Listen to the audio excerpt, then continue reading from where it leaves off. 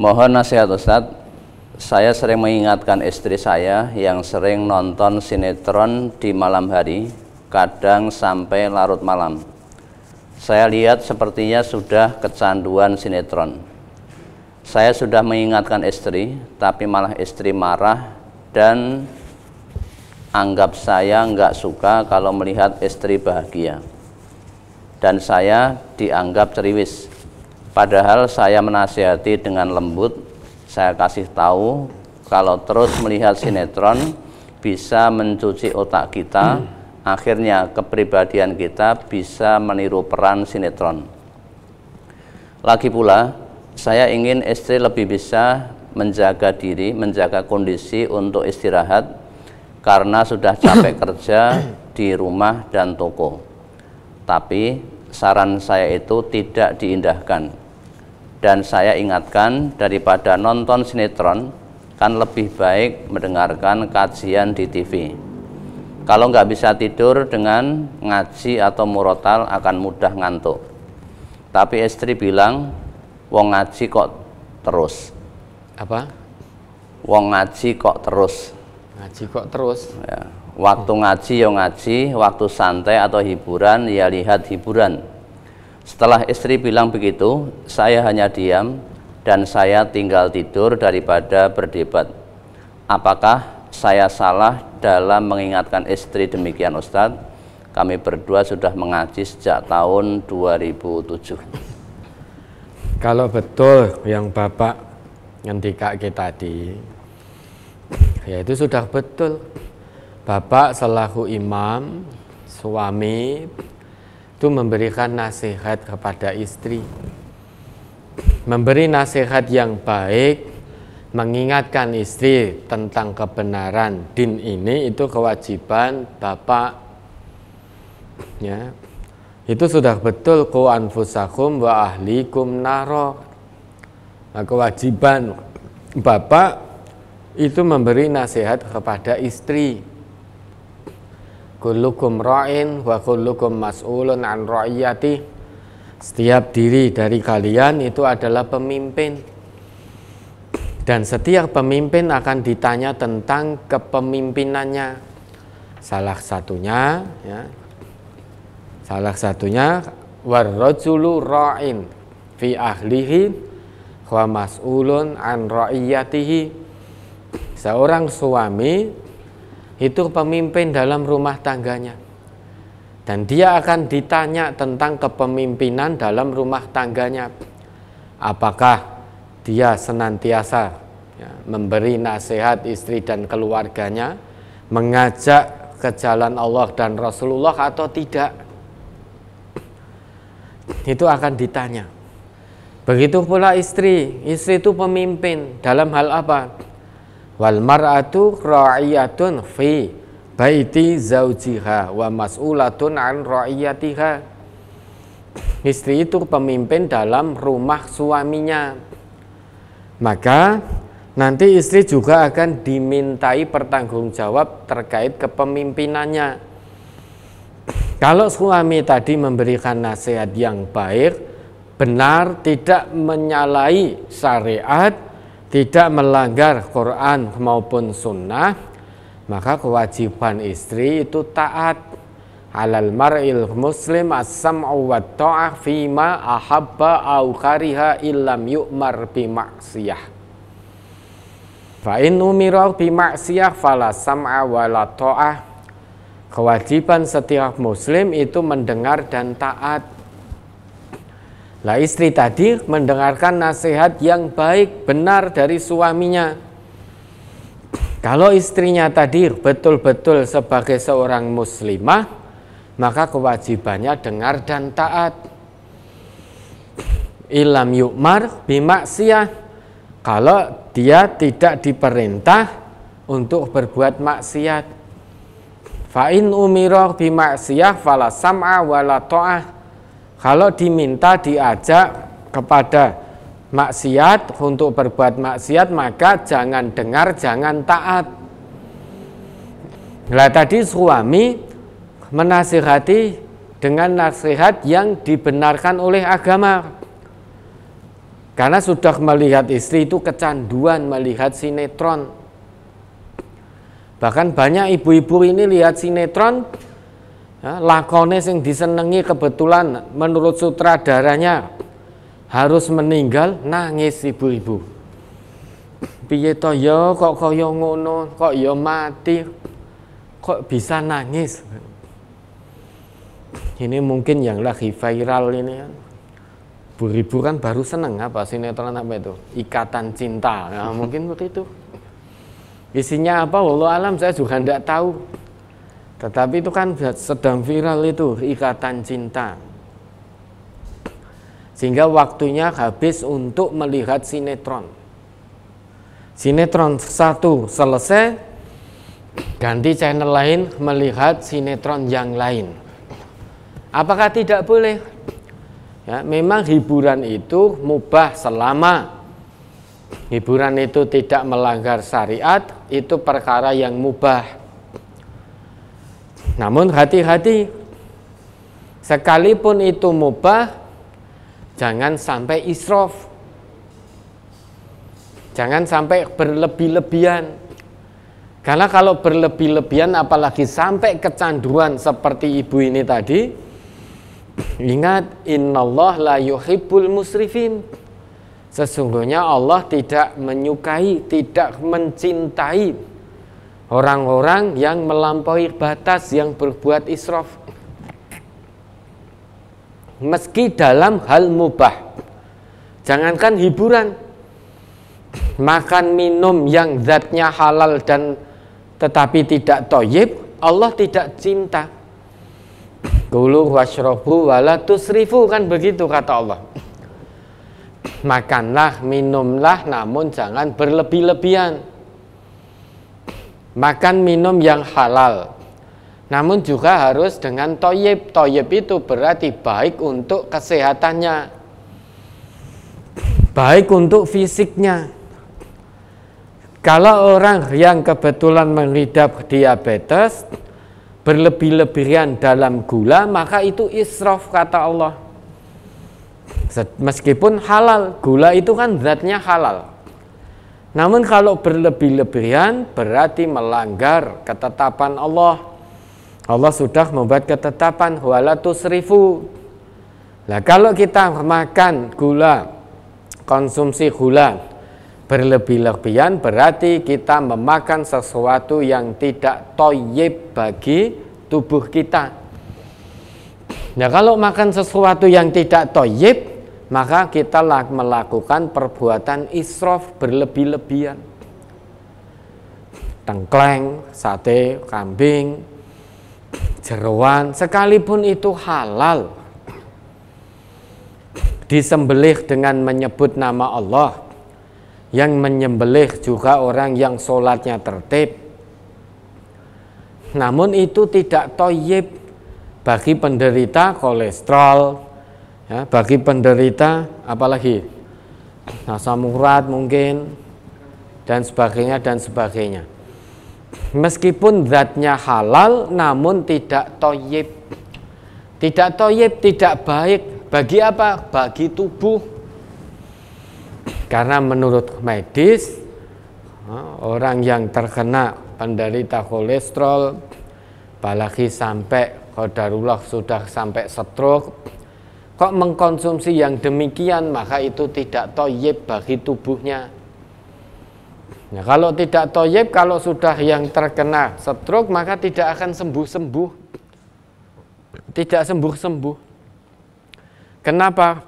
Ya karena terus mengkonsumsi apa yang oleh medis itu tidak boleh. Maka kalau terus mengkonsumsi itu, meskipun zatnya halal, namun ketahuilah itu tidak thayyib. Kalau tidak thayyib, tidak baik bagi tubuh, maka kita telah menabrak larangan Allah wala tusrifu. Jangan kamu berbuat israf. Israf itu bukan hanya berarti kita makan minum sesuatu yang haram, bukan. Kalau haram itu sudah barang tentu israf. Ya, ini berlebih-lebihan itu zatnya halal. Ya, kalau tadi haram maka kita tidak diperintah untuk makan minum. Kalau itu jelas-jelas haram, maka perintahnya kita harus menghindari makan minum yang haram. Nah, berarti ini zatnya halal, namun kita dilarang, diwanti-wanti oleh Allah, jangan berbuat israf. Contoh, orang yang ukuran perutnya kuat makan hanya setengah piring, kalau dia makan 1 piring, berarti dia israf. Nanti kemelekeran sampai resletingnya tidak cukup, sehingga resletingnya harus dibukakan bar kue tele-tele kewareken. Zatnya halal, namun menyebabkan dia perutnya itu sesak, sebah, sesak, nafas sulit, sehingga tele-tele dan lain sebagainya, mergo kewareken. Berarti untuk tubuhnya yang kewareken itu menyebabkan tubuh tidak thayyib, tidak baik, maka itu israf. Lah apalagi tadi, ya, sebagaimana yang ditanyakan tadi, hiburan kok sampai kecanduan, lihat sinetron kok sampai kecanduan, berarti itu israf, berlebih-lebihan. Kalau berlebih-lebihan, sampai kapanpun Allah tidak menyukai segala sesuatu yang berlebih-lebihan. Ketika diberi nasihat, jawabnya ngaji kok terus. Ya memang konsekuensi kita sebagai hamba Allah yang beriman, ngaji itu menjadi konsekuensi kita seumur hidup. Selama kita masih diizinkan oleh Allah untuk hidup, selama itu pula kita punya kewajiban tadabbur Quran, tadabbur ayat-ayat Allah, dalam arti ngaji. Ngaji itu sampai mati. Selama kita hidup sebagai hamba Allah yang beriman, selama itu pula kewajiban kita ngaji, tadabbur Quran, ngaji.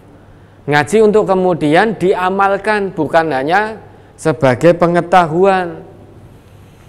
Kalau hanya sebatas sebagai pengetahuan belaka tanpa diamalkan, maka tidak membawa manfaat apapun. Karena yang namanya hasil kaji itu harus diamalkan dalam kehidupan sehari-hari. Lah ini diingatkan dengan kebaikan malah jawab, ngaji kok terus. Lah kalau ibu sudah tidak kerso ngaji, tidak kerso tadabbur Quran, maka jangan menjadi orang Islam. Jangan menjadi orang yang beriman. Karena kewajiban orang Islam, kewajiban orang yang beriman itu sepanjang hidupnya harus ngaji. Bagaimana mungkin dia akan mengamalkan agama ini kalau tidak mau ngaji? Lah ngaji itu harus istiqomah. Kalau tadi dikatakan wayai ngaji, wayai nonton TV, wayai hiburan, wayai kerja, coba istafti qalbaki, kan itu, tanyakan nuraninya ibu. Dari yang tadi disebutkan itu, wayai ngaji, wayai nonton TV, kira-kira waktunya yang digunakan lebih banyak mana? Kita kan benar wayai ngaji, wayai nonton TV, wayai hiburan, kan kita benar. Namun coba tanya nurani kita masing-masing. Dari waktu yang kita gunakan untuk zikrullah, ngaji misalkan, dengan waktu yang kita gunakan untuk duniawi kita, entah itu nonton TV, entah itu nonton HP, entah itu bermain game online, entah itu WA-WA-an, Instagram, bermedsos ria, itu kira-kira lebih banyak mana yang kita gunakan? Apakah waktu yang kita gunakan sehari 24 jam ini lebih banyak untuk zikrullah atau untuk urusan-urusan duniawi? Lebih banyak mana? Dari 24 jam ini, berapa jam habis untuk urusan duniawi termasuk nonton sinetron tadi, dan berapa menit, saya tidak katakan berapa jam, berapa menit yang digunakan untuk zikrullah. Nah, itu yang tahu panjenengan. Ya, kalau bapak menasehati tadi sudah betul. Adapun istri belum mau, ya terus digeretai, dinasehati dengan santun, kemudian didoakan. Nasihati istri dengan baik, jangan dengan kasar, jangan dengan keras. Namun istausu bin nisa'i khairon. Kata Nabi kita begitu. Nasihatilah para istri itu dengan baik. Mengapa? Fa innal mar'ata khuliqat min dila'. Karena sesungguhnya wanita, para istri itu tercipta dari tulang rusuk yang bengkok. Wa inna a'waja syai'in fid dila'i a'lahu. Dan sebengkok-bengkok dari tulang rusuk itu yang paling atas. Fa in dhahabta tuqimuhu kasartahu, kata Nabi kita begitu. Jika kamu pergi ingin meluruskan bengkoknya istri dengan kekerasan, maka kasar tahu, kamu akan mematahkan kebengkokan itu. Kalau ingin meluruskan, jangan dengan kasar, namun dengan cara santun, cara lembut, cara yang baik. Niscaya tidak akan patah. Namun kalau kita tidak mau menasehati, berarti kita mendiamkan, wis porah. Kata Nabi kita, wa in taraktahu lam yazal a'waja. Jika kamu diamkan kebengkokan itu, kamu tidak berusaha untuk meluruskan dengan lemah lembut, maka selama tidak ada usaha untuk meluruskan, maka selama itu pula istri tetap dalam keadaan bengkok. Maka wastausu bin nisa'i khairan. Hadis Nabi itu ditutup dengan kalimat wastausu bin nisa'i khairan. Nasihatilah para istri dengan baik, dengan tutur kata yang santun, omongan yang mengenakkan hati, enak didengar, menenteramkan hati. Kalau istri dinasehati ngoso, ya terus jangan sakit hati, terus digeretai, kemudian didoakan. Nanti lambat laun niscaya kalau kita istiqomah menasehati dengan baik, dengan santun, istiqomah mendoakan, insya Allah ya, mudah-mudahan doa kita kepada Allah, nanti hati istri kita dibuka oleh Allah, kemudian bisa menerima nasihat yang isinya kebaikan dan kebenaran, sehingga tidak kecanduan sinetron lantas mengabaikan waktu-waktu yang seharusnya ya, bermanfaat untuk zikrullah. Karena Nabi kita juga bersabda, min husni islamil mar'i tarkuhu mala yakni.